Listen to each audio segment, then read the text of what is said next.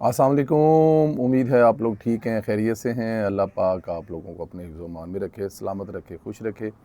इसी तरह मुस्कुराते रहें और इसी तरह अल्लाह पाक आपको अपने हिफ्ज़ अमान में रखे।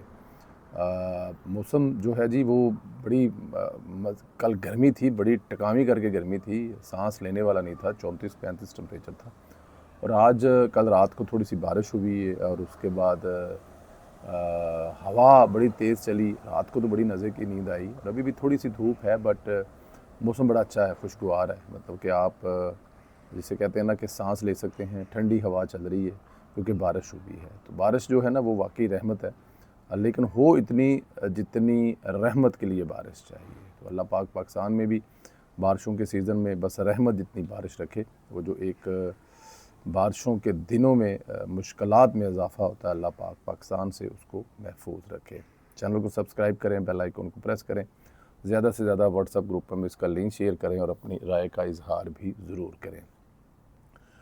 ट्रंप तो पाकिस्तान का सफ़ीर ही लग चुका है जी। अब अंदाज़ा करें कि ट्रंप ने तो मतलब कि नारे लगाने, मतलब कि हिंदुस्तान से मिला तो लगा था कि शायद कोई तब्दीली आई हो, लेकिन पाकिस्तान की तारीफ़ों के पुल पे पुल बांधे जा रहे हैं। अमेरिकी सदर डोनाल्ड ट्रंप ने कहा कि पाकिस्तानी फील्ड मार्शल आसिम मुनीर और पाकिस्तान के वज़ीर-ए-आज़म अज़ीम इंसान हैं। पाकिस्तानी रहनुमाओं ने ईरान से डील में बहुत ज़्यादा मदद की है। सदर ट्रंप की जानिब से एक बार फिर पाकिस्तान के वज़ीर-ए-आज़म फील्ड मार्शल आसिम मुनीर की तारीफ़ की गई है। सदर ट्रंप ने अमेरिकी वेबसाइट को इंटरव्यू देते हुए फील्ड मार्शल आसिम मुनीर अज़ीम आदमी हैं और पाकिस्तान के वज़ीर-ए-आज़म भी अज़ीम आदमी हैं। अमेरिकी सदर ने कहा कि फील्ड मार्शल आसिम मुनीर अपने वज़ीर-ए-आज़म का मुकम्मल एहतराम करते हैं, जो बहुत खूबसूरत बात है। अब ये बात अगर यूथियों को समझ ना आए सदर ट्रंप की, तो फिर मेरे ख़्याल में कुछ नहीं रह जाता। ज़ाहिर है अब ये कह देंगे कि हो सकता है कि शहबाज शरीफ ने ट्रंप के कान में कहा हो कि ज़रा ये बात किसी इंटरव्यू में कह देना। उन्होंने ये कहा है कि ट्रंप जो अमेरिकी सदर हैं, उन्होंने कहा है कि फील्ड मार्शल आसिम मुनीर अपने वज़ीर-ए-आज़म का मुकम्मल एहतराम करते हैं। ये है वो खूबसूरत तरीन लम्हा जिसको देखने के लिए, सुनने के लिए आपके कान तरस रहे थे कि पाकिस्तानी जमहूरियत काम कर रही है। पाकिस्तान में वज़ीर-ए-आज़म का एहतराम उसका आर्मी चीफ़ कर रहा है और आर्मी चीफ़ दुनिया भर में पाकिस्तानी की नेक नामी का जो क्रेडिट है वो अपनी हुकूमत को दे रहा है। तो ये बहुत बड़ी एक मेरे ख़्याल में यही सबसे बड़ी कामयाबी है। ट्रंप ने कहा कि पाकिस्तानी रहनुमाओं ने ईरान से डील में बहुत मदद की है। पाकिस्तानी क़यादत ईरानी क़यादत और ईरानी कौम को जानती है। बाद अज़ां अमरीकी सदर ट्रंप ने एक तकरीब में ख़िताब करते हुए कहा कि चीनी सदर सितंबर में अमेरिका का दौरा करेंगे और ईरान के मामले पर चीन ने भी अहम किरदार अदा किया है। डोनाल्ड ट्रंप ने कहा कि चीन ईरान से अपनी ज़रूरियात का 50% तेल ख़रीदता है। इसराइल के साथ अमेरिका के बेहतरीन तल्लुकात हैं। अंदाज़ा करें कि सुपर पावर का सदर पाकिस्तान की शानदार और जमहूरियत की गवाही दे रहा है, सिविल मिलिट्री हम आहंगी की तारीफ़ें कर रहा है। ये देखें ना, ये खूबसूरत चीज़ है कि आपके इससे पहले क्या होता था कि जब मुशर्रफ की ज़रूरत पड़ी, ज़िया की ज़रूरत पड़ी, तो उसको सब कुछ बना लिया और जमहूरियत है उसको वाड़ दिया। लेकिन यहाँ पे जमहूरियत की तारीफ़ हो रही है। जमहूरी वज़ीर-ए-आज़म और उनके साथ जो फील्ड मार्शल हैं, जो आर्मी चीफ़ हैं, उनकी तारीफ़ की जा रही है और बताया जा रहा है कि वो अपने मुल्क के जमहूरियत का कितना ख़्याल रखते हैं और कितना एहतराम करते हैं एक जमहूरी वज़ीर-ए-आज़म का। शुक्रिया सदर डोनाल्ड ट्रंप। तर्जमान दफ्तर ख़ारजा के मुताबिक नायब वज़ीर-ए-आज़म और deputy prime minister senator Mohammad Ishaq Cairo रवाना हो गए हैं, जहाँ वो पाकिस्तान, सऊदी अरब, तुर्की और मिस्र के वज़राए ख़ारजा KR4 ग्रुप के चौथे इजलास में शिरकत करेंगे। इस अहम इजलास में इलाकाई सूरत हाल, बाहमी तावन, मशरक़ वस्ता की ताज़ा पेशरफ्त और मुश्तरका सफ़ारती हिकमत अमली से मुतल्लक़ अमूर पर तबादला ख़्याल करेंगे। ईरान अमेरिका सुलह कराने के बाद तो पाकिस्तान की अहमियत वैसे ही दुनिया में और ख़ास तौर पर इस्लामी ममालिक की जो नज़र में वो बदल गई है, इसमें कोई शक नहीं है। पाकिस्तान ने जो किरदार अदा किया है और इसमें जो डिप्टी प्राइम मिनिस्टर और वज़ीर ख़ारजा का किरदार है, उस किरदार को तो मेरे ख़्याल में कोई भूल सकता ही नहीं है कि जिस तरह से उन्होंने किरदार अदा किया है, जिस तरह उन्होंने अनथक मेहनत की है, रातों को जागे हैं, ज़ख्मी हालत में सफ़र किए हैं, मेरे ख़्याल में बड़ा बड़ा अहम किरदार है। तो इसहाक़ डार साहब जो हैं वो पहले वज़ारत ख़ज़ाना में जो कमाल किया करते थे, वो जो हम उनके साथ के इंटरव्यू बैठ के करते थे, जो वो हमें बताया करते थे और वो साबितशुदा चीज़ें थी, चाहे वो 90s की दहाई हो, चाहे वो 2013 के दौरे हुकूमत हो। मेरे ख़्याल में डार साहब ने वज़ारत ख़ारजा में उससे भी ज़्यादा कमाल किया। तो यहाँ पे साबित ये होता है कि अगर आपने मेहनत करने वाले हैं और अगर आप मेहनत करते हैं तो आपको किसी भी जगह पे खड़ा कर दिया जाए तो आप वो उसकी कारकर्दगी में मतलब कि पूरा उतरेंगे। तो यहाँ पे जो वज़ारत ख़ारजा को जिस तरह से डार साहब चला रहे हैं, ये मेरे ख़्याल में ये इज़्ज़त, ये एहतराम उनके हिस्से का था जो अल्लाह ताला की ज़ात उनको दे रहा है, लेकिन इसके पीछे डार साहब की बहुत बड़ी मेहनत शामिल है।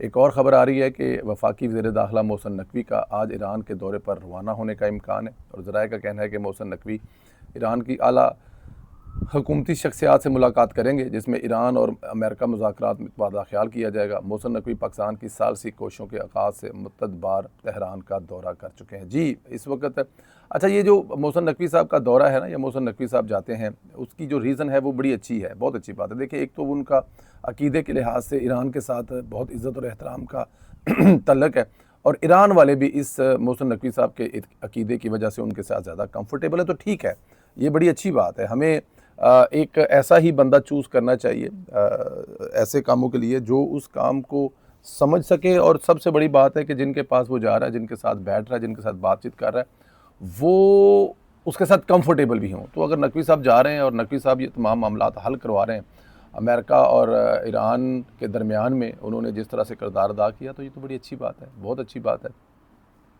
इसमें तो कोई शक नहीं है। तो मेरे ख़्याल में बड़ा कमाल का काम है।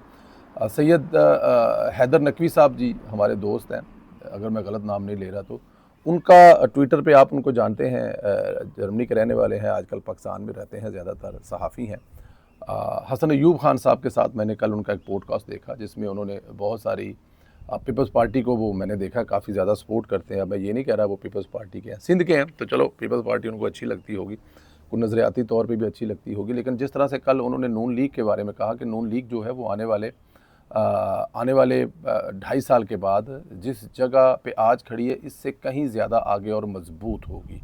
पाकिस्तान मुस्लिम लीग नून जो है वो उन्होंने मतलब कि उसमें मुस्लिम लीग नून के काम की तारीफ़, उनके मुस्लिम लीग नून की बहुत सारी चीज़ों की तारीफ़ करते हुए कहा कि मुस्लिम लीग नून जो कर रही है इस मुश्किल वक्त में, ये एक बहुत बड़ा काम है, और उनसे ये काम हो रहा है। तो इसका जो रिज़ल्ट है, इसका जो 2.5 साल के बाद इलेक्शन होगा, लोग अभी इस वक्त से सोच रहे हैं कि जब इलेक्शन आएंगे तो पता नहीं कौन कौन से मसले मसाइल या कौन कौन सी चीज़ें आएंगी, लेकिन जब इलेक्शन का वक्त आएगा तो मुस्लिम लीग नून सबसे मजबूत जमात है। उन्होंने ये बात एक और भी कही कि पीपल्स पार्टी कभी भी मुस्लिम लीग नून से ज़्यादा जो है वो कौमी असम्बली में सीटें नहीं ले सकती। अब टेक्निकली बात वो ठीक कर रहे हैं, पंजाब में अगर ज़्यादा सीटें हैं पाकिस्तान पीपल्स पार्टी की, अगर सीटें सिंध में ज़्यादा है तो सीटों की तादाद कम है, लेकिन क्योंकि पंजाब के लोग मुस्लिम लीग नून के साथ खड़े रहते हैं, कोई भी मामला हो, किसी भी जगह पे हो, गड़बड़ कर दी जाए तो एक अलग बात है। मुस्लिम लीग नून एक बड़ी जमात है। जीबी के इलेक्शन को मैं तो रिज़ल्ट कम से कम नहीं मानता, लेकिन ज़ाहिर है जमहूरियत है, इसका हमें एहतराम करना पड़ेगा। अगर 4 वो जमात बंदे लेगी जिसने इलेक्शन में एक भी सीट नहीं जीती, आप ये भी कह सकते हैं कि जीबी के लोगों ने जिस जमात को रिजेक्ट किया है, वो 4 अगर वहाँ के एमएलए ले गई है तो ठीक है, ये एक फिर हुसन है जमहूरियत का, इसमें अब मैं क्या तनकीद करूँ। लेकिन मुस्लिम लीग नून जो है वो आने वाले वक्त की तगड़ी जमात है। जी, एक पेट्रोल की कीमतों को बढ़ाने के लेकर कुछ ऐसे हराम खोर हैं, उन हराम खोरों का कोई इलाज नहीं है। लफ्ज़ मुनासिब नहीं है, शायद गैर पार्लिमानी भी लफ्ज़ हो, लेकिन मेरे ख़्याल में ये हराम खोरों के लिए लफ्ज़ इसलिए ज़रूरी है कि हराम खोर जब 375 का जो है वो लफ्ज़ जो पेट्रोल इस्तेमाल कर रहे हैं, तो अब उनको अगर 299 का मिल रहा है तो नहीं, हमें और नीचे चाहिए। मैं अब आप इनको जितना मर्ज़ी नीचे कर दें, इन हराम खोरों ने यही कुछ करना है। अब यहाँ पे कुछ हराम खोर जो हैं वो हमें बता रहे हैं कि जब जंग शुरू हुई थी तो पेट्रोल जो है वो 260-65 का था या 70 का था, लेकिन अभी 299 का है। उसके मुताबिक अगर उससे नीचे आ गया तो उसको हम रिलीफ समझेंगे, और उससे अगर ऊपर रहता है 1 रुपया भी तो ये सब ढसकोले हैं। बिल्कुल ठीक है, आप सही कह रहे हैं, नीचे भी आएगा और बहुत नीचे भी जाएगा। कुछ यहाँ पर कंपेयर कर रहे हैं, वो कह रहे हैं जी कि इमरान खान साहब के दौरे हुकूमत के बराबर नहीं ला सकते, तो कम से कम 200 का कर दो। मतलब 170 रुपये का नहीं कर सकते जो इमरान खान के दौरे हुकूमत में था, या 180 रुपये, तो कम से कम 200 का कर दो। अब मैं उन हराम खोरों से पूछता हूँ कि मुझे ज़रा ये बताओ कि जब 65 रुपये का पेट्रोल हुआ करता था तो उस वक्त तुम लोग जो है वो डी चौक में घुंघरू बांध कर जो डांस किया करते थे, जो नाचा करते थे, 65 रुपये का लीटर हुआ करता था, और वो रहना था, आज भी रहता शायद 65, 70, 80 रुपये का। अगर इंडिया में 100 रुपये के टिका हुआ है पेट्रोल लीटर का, जो कि 300 रुपया बनता है। इंडियन जो 100 रुपया है ना, वो पाकिस्तानी 300 रुपया बनता है, लेकिन पाकिस्तान में पेट्रोल हमेशा सस्ता रहा है। तो वो 65 रुपये वाला जो था पेट्रोल, उस वक्त घुंघरू बांध कर नाचा करते थे कि नहीं, ज़िद थी, हमें 500 रुपये का लीटर भी मंजूर है, लेकिन हमें हैंडसम चाहिए। तो हैंडसम तो हमें मिल गया ना, फिर हैंडसम जो तबाही उतार कर गया, और उसके बाद फिर जंग, और उसके बाद फिर अमेरिका ईरान के मसाइल वहाँ पे गया। लेकिन आप ये देखें कि मियाँ मोहम्मद शहबाज शरीफ साहब, जैसे जैसे इंटरनेशनल मार्केट में रिलीफ हो रहा है, वैसे वैसे पेट्रोल नीचे जा रहा है। इंशाल्लाह ताला अगले 2, 2.5, 3 हफ्तों के बाद ये पेट्रोल की कीमतें जो जंग शुरू होने से पहले थी वहाँ तक पहुँचेंगी, और ज़रूर पहुँचेंगी, क्योंकि ये हो नहीं सकता कि रिलीफ देने की बारी आए और शहबाज शरीफ साहब जो है वो अपना हाथ जो है वो पीछे खींच ले। कभी भी नहीं हो सकता। नवाज शरीफ का भाई है, जब रिलीफ देना होगा, जब रिलीफ देने के लिए हुकूमत के पास साजगार हालात होंगे, तो सबसे पहले शहबाज शरीफ ये करेगा। तो हराम खोरो, ज़्यादा मतलब तावले होने की लोड़ नहीं है, क्योंकि कुछ अंदरूनी मुल्क और कुछ बैरून मुल्क इतने तावले हो रहे हैं, इतने उनको काली आई हुई सस्ता करवाने की कि उनके बस मैं अब क्या कहूँ। खैर, वज़ीर-ए-आला पंजाब मरियम नवाज शरीफ ने कहा है कि सरकारी फ़ंड्स आवाम की अमानत है, इनकी पाई पाई की हिफाजत और बचत हुकूमत की अवलीन ज़िम्मेदारी है। उन्होंने पंजाब डेवलपमेंट प्रोग्राम में शफ़ायत और मेयार को अपनी तर्ज़ हुक्मरानी का नुमायाँ वसफ़ करार देते हुए कहा कि ई टेंडरिंग के ज़रिए पाकिस्तान की तारीख़ के सबसे बड़े तरक्याती प्रोग्राम में 80 अरब रुपये की मजमूई बचत जो है वो बनाई गई है। कल मैंने आपको बताया था 30 अरब रुपया जो है वो सिविल लोकल गवर्नमेंटों में, लेकिन वो कह रहे हैं कि ई टेंडरिंग के ज़रिए पाकिस्तान के तारीख़ के सबसे बड़े तरक्याती जो प्रोग्राम है सारे, उसमें 80 अरब रुपये जो है वो बचाया गया है। वज़ीर-ए-आला मरियम नवाज शरीफ के ज़ेर सदारत Punjab development programme sewerage drainage मनसूबों मुतल्लक इजलास में मुख्तलिफ मनसूबों पर पेशरफ्त का जायज़ा लिया गया। इजलास में ब्रीफिंग को बताया गया कि पंजाब जो है वो डेवलपमेंट प्रोग्राम के तहत सूबों के 51 शहरों में 261 रुपये से ज़ायद लागत के मनसूबे तेज़ी से मुकम्मल की जानब बढ़ें, जबकि फ़ेज़ 1 और फ़ेज़ 2 पर मजमूई तौर पर 204 अरब रुपये की लागत आएगी, और वो काम जारी है। वज़ीर ने बताया कि 30 जून तक तमाम सीवरेज ड्रेनेज मनसूबे हर सूरत मुकम्मल किए जाएंगे। उन्होंने लाहौर समेत तमाम शहरों में सड़कों और गलियों की खुदाई के बाद गड्ढे खुले छोड़ने पर पाबंदी आयद करते हुए आवाम को मुश्किलात में डालकर तरक्याती काम नहीं किए जा सकते। इजलास में बताया गया कि पंजाब के 8,38,555 मेन होल्स की जियो टैगिंग मुकम्मल कर ली गई है, जिन पर हिफाजती नेट या मैश नस्ब करने का काम जारी है। मुख्तलिफ शहरों में 3000 से ज़ायद मेन होल्स पर नेट नस्ब किए जा चुके हैं, और वज़ीर ने तमाम मेन होल्स पर जल्द अज जल्द नेट लगाने की हदायत की है, और ताजर बरादरी सिविल सोसाइटी को भी इस मनसूबे पर शरीक करने पर इत्फाक़ किया है। अब ब्रीफिंग के मुताबिक 41 शहरों में पहली मरतबा ड्रेन नालों और सीवरेज लाइनों की डीसिल्टिंग की गई, जिसके दौरान 550 टन से ज़ायद सलट और गारा निकाला गया। सूबे भर में सड़कों के किनारे 110 अंडर सीवरेज टैंक मुकम्मल किए जा चुके हैं, जिनकी मजमूई ज़ख़ीरा करने की गुंजाइश 24.5 मिलियन गैलन है। इसके अलावा 2 लाख मेन होल्स पर नए कवर और ढक्कन नस्ब किए जा रहे हैं। इजलास को मज़ीद बताया गया कि शहरों में 91 जेंटिंग और सक्शन मशीनों, 77 डीसलिटिंग मशीनों और 1000 डी वाटर स्टेटस की फ्राहम का अमल जारी है, और बारिशी पानी की निकासी के लिए 196 किलोमीटर तवील ड्रेन सिस्टम, 3497 किलोमीटर तवील सीवरेज लाइनों की मुकम्मल सफाई जो है वो भी मुकम्मल कर ली गई है। बारिश से पहले इन चीज़ों का जो है वो होना बहुत ज़रूरी था। अब ये देखें ना कि ये जो सूबे भर में सड़कों के किनारे 110 अंडरग्राउंड सीवरेज टैंक मुकम्मल कर लिए गए, जिनकी मजमूई ज़ख़ीरा गुंजाइश करने की 24.5 मिलियन गैलन है। ये क्या इससे पहले कभी किसी ने सोचा था? जो मरियम नवाज़ कर रही हैं, किसी ने इससे पहले कोई मतलब। अब देखें ना कि एक हादसा हुआ लाहौर में दाता दरबार के पास, और उसके बाद पूरे पंजाब के एक हादसा हुआ। ये कहाँ होता था? ये यूरोप में होता था। यूरोप में ऐसा होता था। अब मुझे ज़रा ये बताएं कि आपने बहुत सारी यूरोप की कहानियाँ सुनी है। मैं एक चीज़ आपको बताता हूँ कि यूरोप में, हॉलैंड में, यूरोप का मुझे नहीं पता, लेकिन हॉलैंड में जब किसी जगह पे कोई अलार्म की कॉल आती है ना जी कि किसी जगह पे आग लग गई है, तो ये मेरे घर के जहाँ पे बैठा हूँ सामने मेरे बच्चों का स्कूल है वो, और उसके साथ ही जो फायर ब्रिगेड है उनका दफ्तर है। तो जब मैं यहाँ से गाड़ी निकाल के निकलूँगा तो उससे दरवाजे के आगे से डेली निकलता हूँ।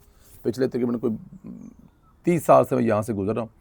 तो मैंने ये देखा कि जब कोई हंगामी कॉल आती है तो 2 गाड़ियाँ निकलती हैं फायर ब्रिगेड की, और 2 मुख्तलिफ रास्तों से निकलती हैं। मैंने बहुत देर इसको देखा कि ये 2 क्यों निकलती हैं, एक से भी काम चल सकता है, हो सकता है कुछ भी ना हुआ हो, अक्सर नहीं होता। उन्होंने बताया जी एक हादसा हुआ था कि एक गाड़ी निकली थी, और उस गाड़ी के निकलने के बाद रास्ते में उस गाड़ी का पंक्चर हो गया था और जहाँ पे आग लगी थी वहाँ पे एक बच्ची और एक उसकी माँ जो है उस आग में झुलस के मर गए थे क्योंकि गाड़ी का टायर पंक्चर हुआ था। उसके बाद लॉ बन गया कि हमेशा 2 गाड़ियाँ निकलेंगी और 2 मुख्तलिफ रास्तों से गाड़ियाँ निकलेगी जहाँ पे पहुँचना है। पंजाब में लाहौर में भाटी गेट के दादा दरबार के पास एक बच्ची जो है उसकी मौत हुई गटर में गिरने के बाद। पंजाब की बेटी ने उसके बाद ठान लिया कि अब गटर में गिरकर किसी की मौत नहीं होगी। अंदाज़ा करें पंजाब भर के गटरों के ऊपर ढक्कन तो लगे ही लगे होते हैं लेकिन ढक्कनों के साथ साथ नीचे जाली लगाई जा रही है। ज़ाहिर है हमारे बहुत सारे नशई भाई जो हैं वो ढक्कन उठा के ले जाएंगे, बहुत सारे बिज़नेस करने वाले, बहुत सारे धंधर करने वाले, जहाँ पे अच्छे हैं वहाँ पे बुरे भी हैं। तो अगर कोई ऊपर से ढक्कन उठाकर निकाल कर ले जाएगा तो नीचे नेट की जाली लगी होगी कि कोई उसमें गिर नहीं सकेगा। ये है विज़न।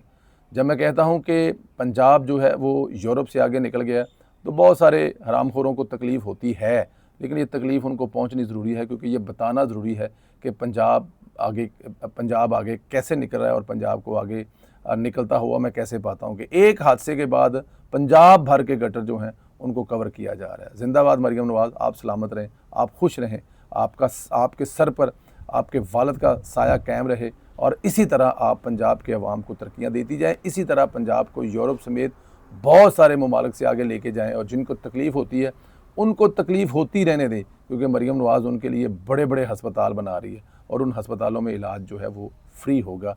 इसके बावजूद कि वो उनको वहाँ पे घुसने भी नहीं देना चाहिए लेकिन फिर भी फ्री इलाज करवाएंगे। बहुत शुक्रिया, सलामत रहें, खुश रहें, इस तरह हंसते मुस्कुराते रहें। अगले भी लोग में फिर आपसे बात होगी। अल्लाह हाफिज़।